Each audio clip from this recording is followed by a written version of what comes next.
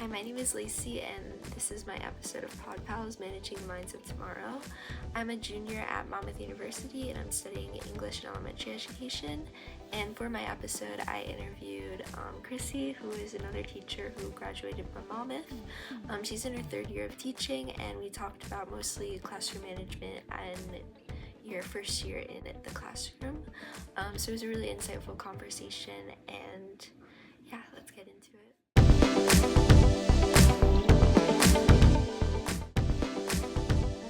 So, what's your name and how many years have you been in education? My name is Chrissy Chamberlin. I have been in education now for 3 years, 4 years including my student teaching.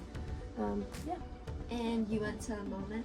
Yes, I went to Monmouth and I graduated with my degree in secondary education with a focus in English, and I have my Teaching Students with Disabilities endorsement. And then how would you describe your classroom management style?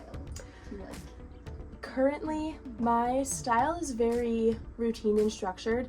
I feel like when you have a classroom that has expectations set when they come in, it's just a very smooth transition into teaching content. I don't know. I definitely try my best to be compassionate and patient, but there also is a good balance between having compassion and patience and also keeping our expectations to par.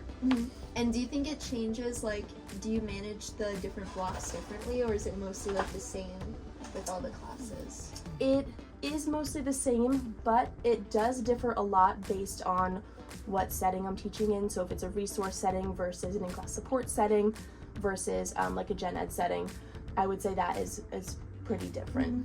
And then do you usually have a co-teacher in there, or is it usually just you? So I teach primarily resource. With the resource setting, it's primarily just me in there. But I do also teach with my co-teacher for in-class support settings. I'm in an English class with juniors, I'm in a biology classroom, I'm in a mathematics classroom. Yeah, so they kind of have me a little bit of everywhere. And then I feel like one of my things I'm most nervous about is just being able to be stern, because I feel especially with the little kids, I feel my first reaction is just kind of laugh, because sometimes it's so absurd. Yeah. And I feel even with the older kids, it's so hard to I feel we're both kind of young and close to their age, so I feel I don't know, I feel I get nervous being a younger teacher going in and having to get them to respect you. Yeah. So do you have any tips, or did you ever struggle with that? Yes. I think being young is a double-edged sword. It has its benefits, but it also has its deficits. The benefits are the kids can relate to you closely. I think building relationships is a little bit easier just because of the age proximity. We're super close, so our life experiences are more similar than a teacher who's 55 and a student who's 14 or even younger. But I will say my first year of teaching, I was very lenient, and that's how I kind of got walked all over and taken advantage of. So second year and third year, I made sure to really set those expectations where I needed them, and it did help me, but it also helps the kids because they need structure as much as we do. And then how was your classroom set up during your first year, and have you changed that significantly since? Yes. Okay. So my first year, I had desks in my classroom, and I started off with the desks in rows, but one of the big things with a lot of the students who are in the resource setting is socialization. So I quickly figured out it's probably not the best to have them in rows facing the front. So I grouped them up together, and then my second year I requested to have tables. I just feel it's more welcoming. The students can sit at the same table with another classmate, so it just makes group work, small group, a lot easier.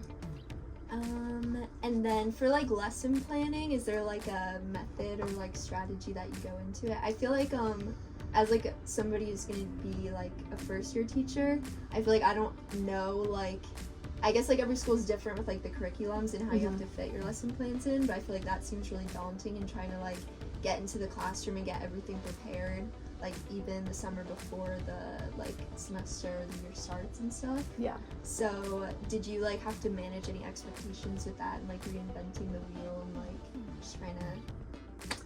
So my first year, it was my goal to do everything new. And I quickly learned that that's how a lot of teachers burn out. Mm-hmm. And even though we may have taught it a couple times, it's brand new to the kids. Yeah. So I think the idea of reinventing the wheel for some things can be really fun, Mm-hmm. but it can also be exhausting. So it's okay to use recycled material. It's still Yeah. good stuff. And then what was the second part of your question? I'm sorry. That's a good question.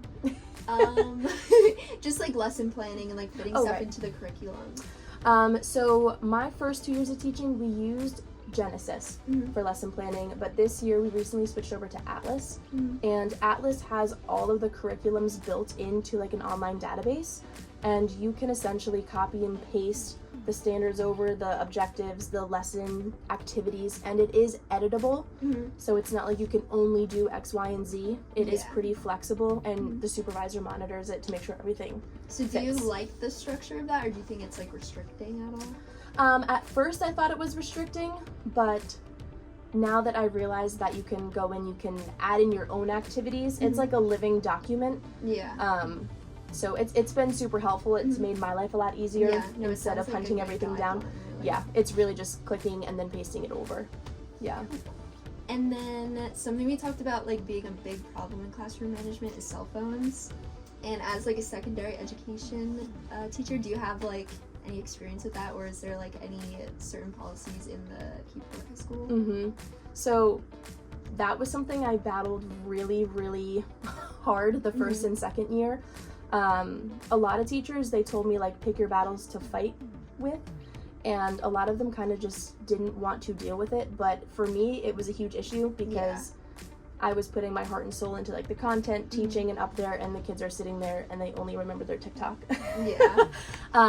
So it was an ongoing issue, and last year the district put in a policy where if a student had their phone out, they got one warning, and then we would call the dean of students and he would come and take it from them and reach out to home. Now that even changed to get more strict.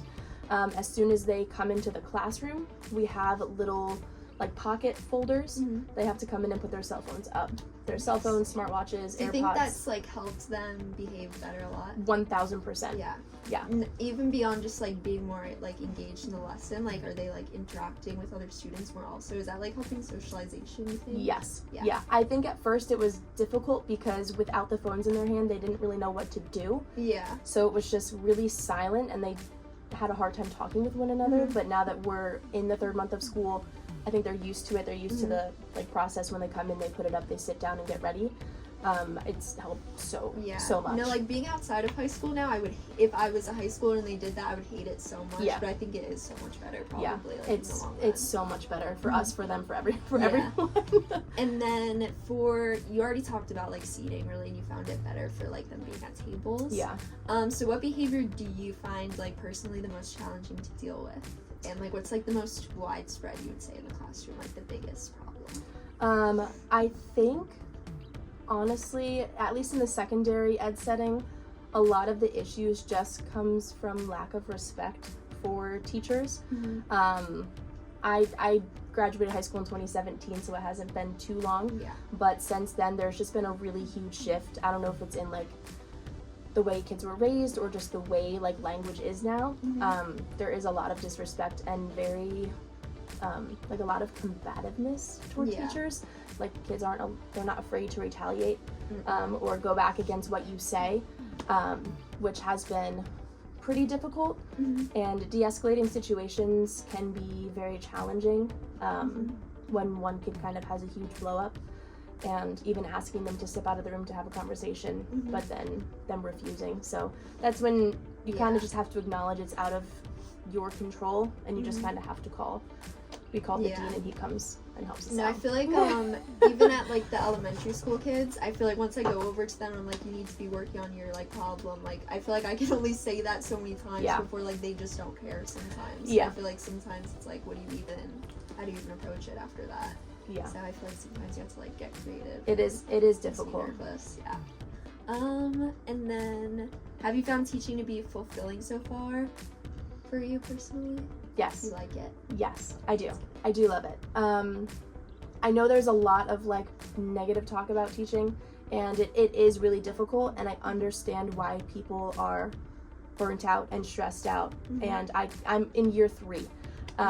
Like I was just telling you before, I don't know that I can make it till I'm 67, but for now, I do love it. I've had students come back and tell me, like, you're the reason I'm still alive. There's one student who got my handwriting tattooed on their arm. Really?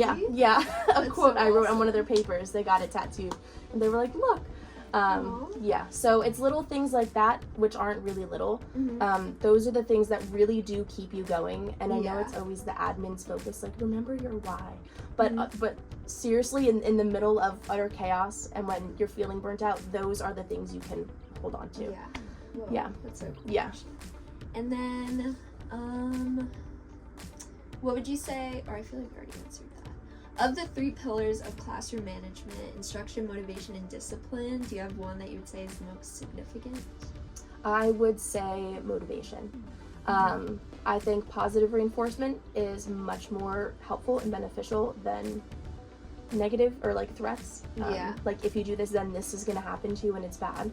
But encouraging students to like think for themselves, set goals. One of the main projects I do in the beginning of each marking period is we call them motivational posters, and or vision boarding I also do with them. I have them set, they're called SMART goals, and then we find a quote to support them and I hang it up on the wall. So throughout the semester, they remember their goal, they remember the reason why they're doing what they're doing, and that's been really helpful. Cute. And then any advice to first-year teachers as far as classroom management? Honestly, I think the best advice I received is you're not going to have it all figured out, and your first year is one of the most challenging years.